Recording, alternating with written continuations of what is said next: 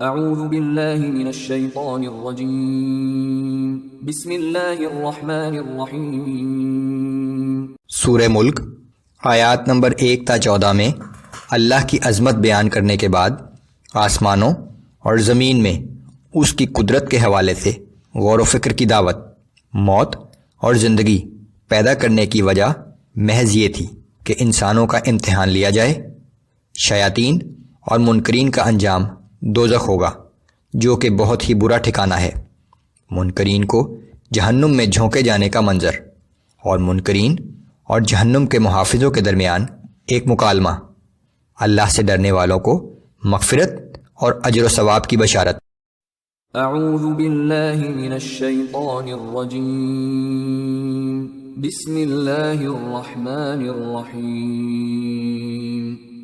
تبارک الذی بیدہ الملک وہو علی کل شیء قدیر۔ بہت بابرکت ہے وہ ذات جس کے قبضے میں سارے جہان کی سلطنت ہے اور وہ ہر چیز پر قادر ہے۔ الذی خلق الموت والحیاة لیبلوکم ایکم احسن عملا وہو العزیز الغفور۔ اسی نے موت اور زندگی کو پیدا کیا تاکہ وہ تمہیں آزمائے کہ تم میں سے کون بہتر عمل کرتا ہے، اور وہ بہت زبردست لیکن بہت بخشنے والا ہے۔ الذي خلق 7 سماوات طباقا ما ترى في خلق الرحمن من تفاوت فارجع البصر هل ترى من فطور۔ اس نے ایک دوسرے کے اوپر 7 آسمان پیدا کیے، کیا تمہیں رحمان کی تخلیق میں کوئی نقص نظر آتا ہے؟ دوبارہ دیکھو، کیا تمہیں کہیں کوئی خلل نظر آتا ہے؟ ثم ارجع البصر كرتين ينقلب إليك البصر خاسئا وهو حسير۔ پھر بار بار نگاہ ڈال کر دیکھو، ہر بار تمہاری نظر تھک کر واپس پلٹ آئے گی، لیکن کوئی بھی نقص تلاش کرنے میں کامیاب نہ ہو سکے گی۔ وَلَقَدْ زَيَّنَّا السَّمَاءَ الدُّنْيَا بِمَصَابِيحَ وَجَعَلْنَاهَا رُجُومًا لِلشَّيَاطِينِ وَأَعْتَدْنَا لَهُمْ عَذَابَ السَّعِيرِ۔ ہم نے آسمان دنیا کو چمکتے ہوئے ستاروں سے آراستہ کر رکھا ہے، ہم نے انہیں شیاطین کو مار بھگانے کا ذریعہ بھی بنا دیا ہے، اور آخرت میں ان شیاطین کے لیے دہکتی ہوئی آگ کا عذاب تیار کر رکھا ہے۔ وَلِلَّذِينَ كَفَرُوا بِرَبِّهِمْ عَذَابُ جَهَنَّمَ وَبِئْسَ الْمَصِيرُ۔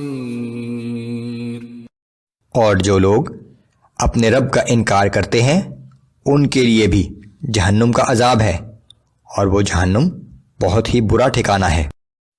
اذا القوا فيها سمعوا لها شهيقا وهي تفور تكاد تميز من الغيظ۔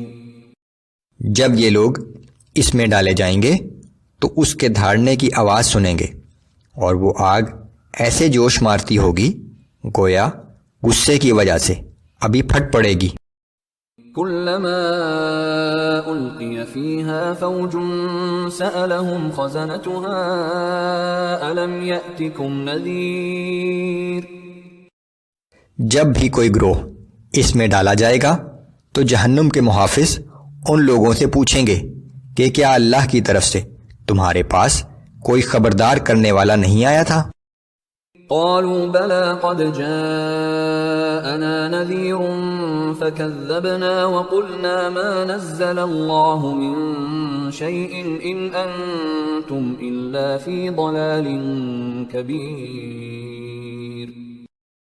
وہ جواب دیں گے کہ ہاں، خبردار کرنے والا ہمارے پاس آیا تو تھا، مگر ہم نے اسے جھٹلا دیا اور کہا کہ اللہ نے کچھ بھی نازل نہیں کیا ہے، بلا شبہ تم بڑی گمراہی میں پڑے ہوئے ہو۔ وَقَالُوا لَوْ كُنَّا نَسْمَعُ أَوْ نَعْقِلُ مَا كُنَّا فِي أَصْحَابِ السَّعِيرِ۔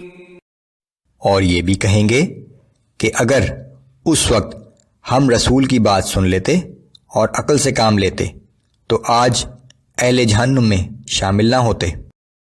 فاعترفوا بذنبهم فسحقا لأصحاب السعير۔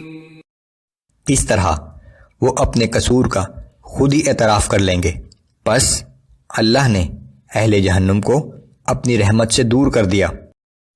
ان الذين يخشون ربهم بالغيب لهم مغفرة واجر كبير۔ اس کے برعکس جو لوگ اپنے رب کو دیکھے بغیر اس سے ڈرتے ہیں، بے شک ان کے لیے بڑی مغفرت اور بڑا اجر و ثواب ہے۔ وَأَسِرُّوا قَوْلَكُمْ أَوْ اجْهَرُوا بِهِ إِنَّهُ عَلِيمٌ بِذَاتِ الصُّدُورِ۔ اور تم اپنی بات خواہ آہستگی سے کہو یا بلند آواز سے، وہ سب کچھ جانتا ہے، اور اللہ تو تمہارے سینے میں چھپے ہوئے بھید تک جانتا ہے۔ أَلَا يَعْلَمُ مَنْ خَلَقَ وَهُوَ اللَّطِيفُ الْخَبِيرُ۔ کیا وہی نہ جانے گا جس نے پیدا کیا ہے؟ وہ تو بڑا باریک بین اور ہر چیز سے باخبر ہے۔